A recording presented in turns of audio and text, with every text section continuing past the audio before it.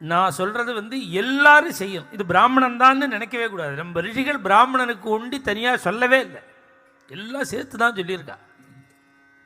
ஏற்கனவே எல்லாரும் விட்டுவிட்டா இப்போ பிராமணன் விட்டுட்டே இருக்கான். இதான் வித்தியாசம்.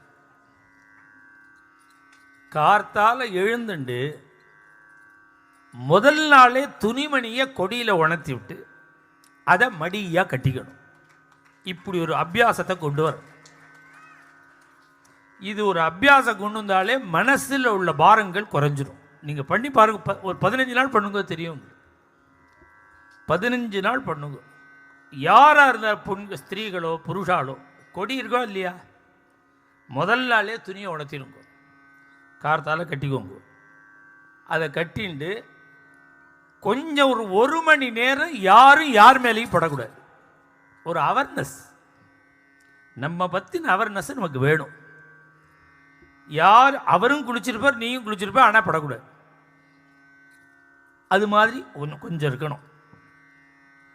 அநேகமாக மனசு சரியில்லைங்கிறவா ஹோட்டலில் சாப்பிட்றத நிறுத்தணும். வெளியில் சாப்பாட்டை குறைச்சி சாப்பிடாமல், மகாபிரிவா சொன்ன மாதிரி பருப்பு பொடி சாதம் தயிரை தொட்டுன்னு சாப்பிட்றது, தயிரஞ்சாதம் பருப்பு பொடியை தொட்டுன்னு சாப்பிட்றது. சரியா போச்சு. இது சிம்பிள். நீங்கள் அது மாதிரி உங்களை பண்ணி கிடக்க சொல்லலை. எது வேணுமோ பண்ணிக்கோங்க, நீங்களே பண்ணிக்கோங்க. நீங்களே பண்ணி சாப்பிட ஆரம்பிக்க சாப்பாட்டில் ருச்சி குறையும். ஏதோ பசிக்கு சாப்பிட்டா போருங்கிற எண்ணம் வரும். நீங்கள் வெளியில் போய் சாப்பிட்றோம், அவன் எந்த எண்ணெயோ அவனுடைய மனசு தான் உங்களை பாதிக்கிறது.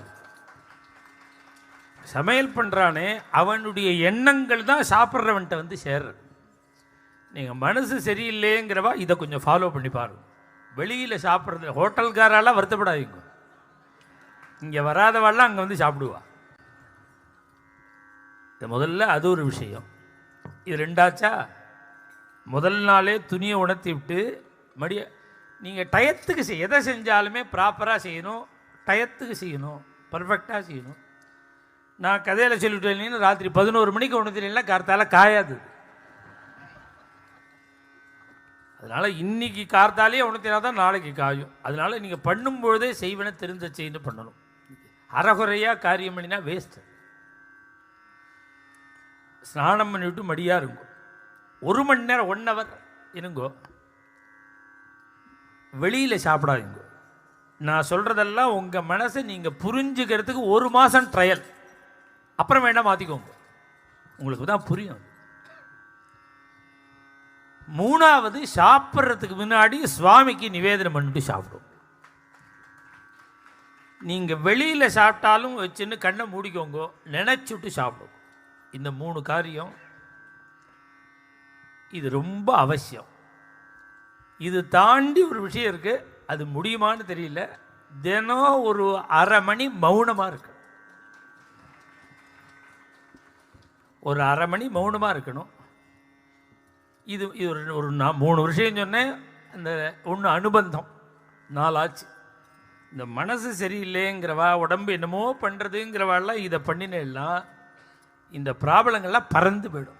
உங்கள் உடம்புல ஒன்றுமே இல்லை, மனசில் தான் டெபாசிட் ஆகிருக்கு இத்தனை ப்ராப்ளங்களும். இங்கே இதுலேருந்து வெளியில் வரணும். வெளியில் வரணும்னா இதுதான் அதுக்கு உபாயம்.